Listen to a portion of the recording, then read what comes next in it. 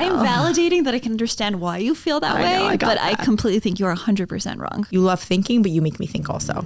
You make me get deeper. You ask the hard questions. Yeah.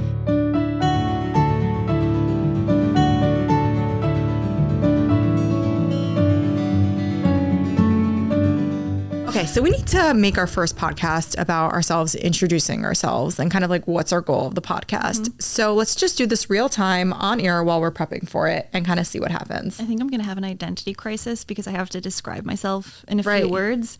So that feels too limited. Yeah, I feel like awkward. I guess this whole concept of doing a podcast feels awkward to me because like, who am I that I think that anyone's actually going to listen to me and care what I have to say? Like, am I so egocentric? So this whole podcast idea, I mean, it's well, fun. I don't agree with that. Just saying. Thank you. You're like, oh wait, actually, I don't.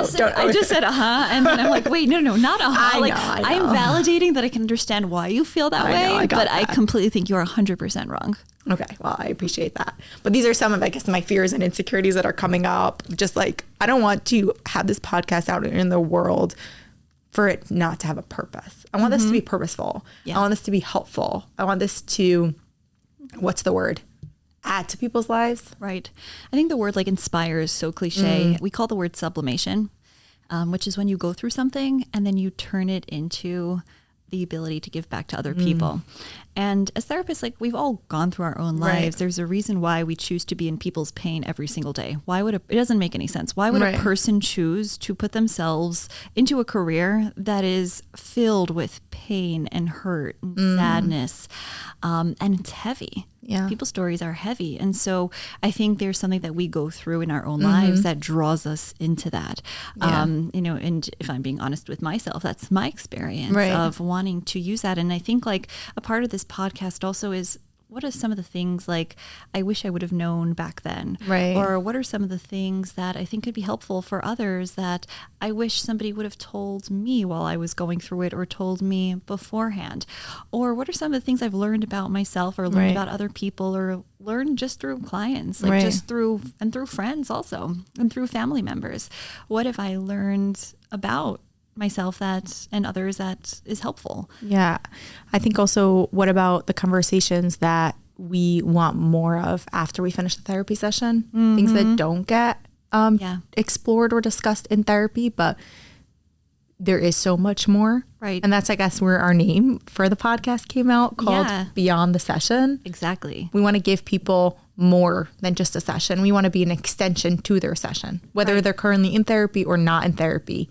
They have this podcast that is exploring different topics that they can explore in therapy if they had more time. Right. And, I think beyond the session, like when we first visualized it, like we imagined like sitting in a park bench after a therapy session, just like schmoozing about what came up in the content, or sitting in a coffee shop, like with a friend and saying, this is what came up about me in therapy. My goal also is that I feel so bad when a client says to me, I wish I can have these kinds of conversations with friends. And I wish that for them too. Like, why is it that sometimes friendships can only go so deep, or conversations with people can only go so deep? Like, my hope is that people's conversations don't just have to be about the surface. And yes, we need the chit chat and we need the service stuff also. But do you have the ability to talk about the I, the me, the you, with your vulnerabilities, with your problems, like with all of your real lived experiences? Can that happen beyond the session? So on the one hand, it's beyond the session of like talking about what happened in the therapy, but also an extension of, can what happens in the session turn into your relationships? Can you start doing the same types of talking? And no, your friends should not be your therapist. That's not what we're implying. But that level of depth, that level of exploration, there's nothing better for me than being in a conversation with somebody that I then can start thinking about myself and expanding myself in ways that I never knew existed. And you and I, we have these kind of conversations all the time, and we're professionals in this field, so we're kind of used to it. We're used to having the conversations together. We're used to having these conversations with our family members, with our friends. And that's, I guess, where some of the ideas behind this podcast came, which is like, if we're having these conversations all the time and we know that other people want to be having these conversations also, maybe we can share them with other people, and maybe they can gain from them, and maybe then they can go ahead and have these conversations with other people. At least in the beginning, some of the ideas that I have for some of our podcasts are ideas that have been discussed already, ideas that have been talked about, but can use more conversation or different thoughts. And my hope is that through this podcast, with our personal lived experiences as well as our professional background, we'll be able to give people more insight into everyday conversations that will then allow them to take it further with maybe their own friend or family member. Right. And it's not just about the content, right? You're saying some of the content might be repetitive or nothing new, but maybe it's a bit deeper. It gets people to look deeper. It gets people it's what's happening to us when we have our conversations. It gets us to explore our lives. And I hope that these podcasts don't turn into our personal therapy sessions. Instead of Beyond the Session, it'll be called Extra Sessions. Yes, exactly. But by having these conversations, it allows us to explore our own personal lives deeper, which I guess is one of the goals that we're hoping to give over to people. Right. And, you know, for people to say, this is the content, how can I personalize it? This is like a piece of information, but what is that for me? Right. You know, and in terms of the goals of the podcast, like I think also like is inevitably as we talk about things, we normalize it. Right. And, you know, the concept of, oh, I also feel that way. Yeah. And I think that that's going to be a big piece of it where you hear something and maybe you're not ready to have that conversation with your friend yet. But if you can hear it spoken out, right, that might be helpful for you to at least start processing and to start thinking. Right. And in order for us to do that, we ourselves have to be vulnerable in this podcast. We have to put ourselves out there because, you know, we might not. Okay, that's it. I'm done. I'm out of here. We might not self-disclose so much because of our professional degrees, but we have to be willing to be real about the feelings and experiences that come up. Right. And I think that that's actually like hard for me. Yeah. Because Same. I don't know where this is going to go. I don't know who's going to be listening to this. Right. I don't know if my friends are going to listen to this, random people, or my clients might listen to this. Do I want them to know things about myself? Right. And what will that say if I'm exposing certain elements of my personal life or even the way I think that's not related to what they're struggling with that they wouldn't get in the session? How will it then come back to affect me as a therapist and also my relationship with them? And I think we're taking that risk like we always do in vulnerability. And, you know, sometimes as we're going to speak or as we do speak, what we say to each other, we like give each other these looks of, should we say that? Should we not say that? Do we want people to know that or not? And I always push for like, yes, let's say it. Just say it. Like, we're humans. Like, just because we're therapists, we still have struggles. We still have things that are going on in our lives, our own hurts, our own day-to-day stuff. And I hope that the more relatable and personal we can be, the more people can learn from that and learn to share their own stories. Because if we are delivering all this content, but not making it personal, it's not exciting. Right. It's not interesting to listen to, and it's not real. And how can we expect others to do that if here we are not able to even do that ourselves, right? Right. So I'm excited. I'm excited to go on this journey with you, Shira, and along with all our listeners, because we're going to need them. We're going to need their feedback to know if we are relatable, if we're hitting the points, and we are welcoming questions, comments, and ideas to help us explore this podcast further. So how would you introduce yourself as a person, not a professional? As a person. So my name is, I don't even think we said our names in the beginning. This is our introduction. Hello. My name is so much more than a name. Right. So my name is Esty Nadler. How would I describe myself as a person? Wow. I like to think that I care about myself and about others. I like to embody that. I like to be a resource where people, not professional, I mean, as a professional also automatically, but I'm sticking personal. I like to be as a resource where people can come to me. People can talk to me. People can know that I'm there and I really care about them. I think the embody is a strong word. I like to embody things. When I want to do something, I want to do it fully. We're doing this podcast. I want this podcast to be great. You know, I like to explore new things. So if not at work, where would we find you? Oh gosh, that's a really good question, Shira. How do you think of that on the spot? If not at work, where would you find me? Well, now in the summer at the pool. Okay, Shira, what about you? Let's start with, before you ask me more questions, I'm going to turn it to you fast. I'm going to make you get too vulnerable. Exactly. This is going way too much, way too fast. How would you describe yourself as a person?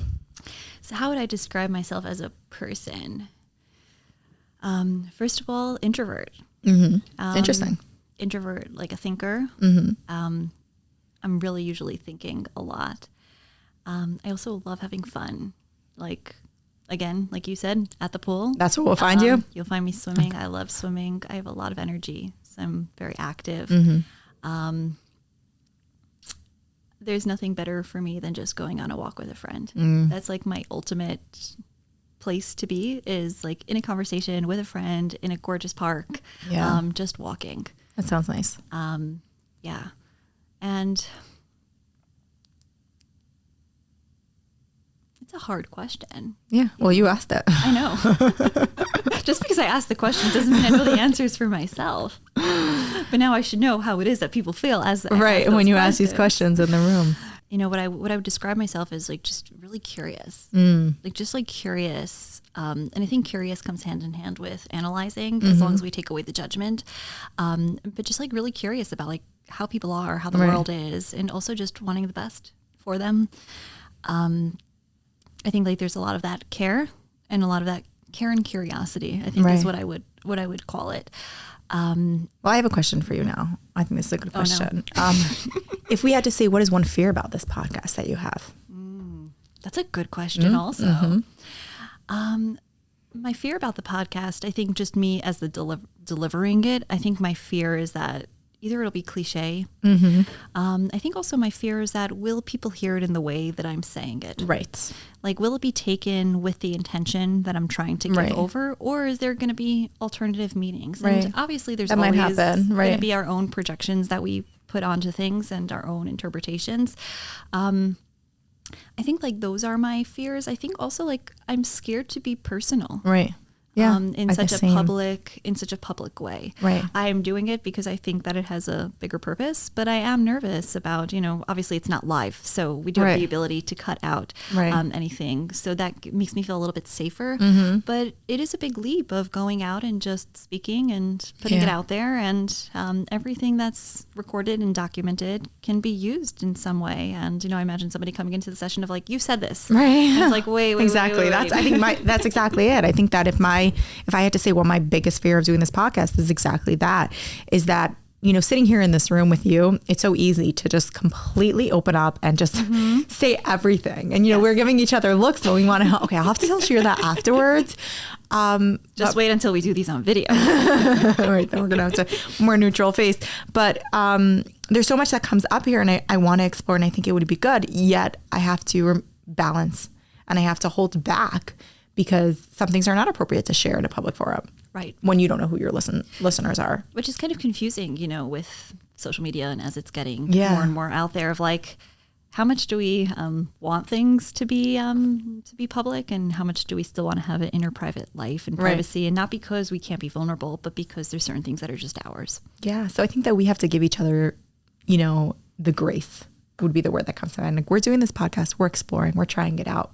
We hope everything we say is taken in the best way possible. We hope everything we share is taken in the best way possible, but we have to give, you know, more than giving each other, we have to give ourselves. We have to give ourselves the grace to explore this and see where it goes. And hopefully it will have a good impact. Yes. And, you know, sometimes like I'm sitting with clients, and they're all the same life stage, more or less. They're all similar age, and each one is saying the exact same thing in different ways. And it all boils down to is no one understands. I'm the only one. Or I'm the only one who experienced this. And I hope that also through our podcast, like, we can link together all of those people. Like, for example, of the amount of times that people will say to me is, you have to be deserving in order to get married. I'm not deserving. And they think they're the only one that thinks that way. Right. But, you know, examples like that of, I hope that we can link people together. It's, you know, when to make a community. Yeah. And, you know, that would be a nice goal. Like in Israel, I don't know if you remember this, where everybody would sit in a park and would sit around on the benches and just talk, or sit around at the Shabbos table and just talk.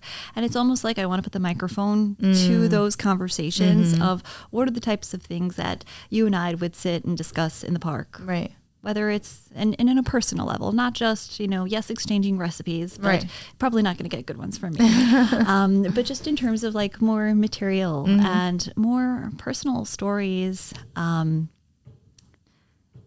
content, and interesting content that helps you get through your day and survive your day just a little bit better than you had before. And if you're in the life stage where you don't have as much time for friends or connection in that way, maybe you can listen in and use this as connecting and seeing what other people are thinking. Yeah, it sounds great. So I wish ourselves luck. Yes. And I hope that everybody enjoys. I feel like I'm just like jumping into the deep end now, and we'll see if we like sink or swim. Exactly. Yeah. Alrighty. Well, stay tuned, everyone. Yes.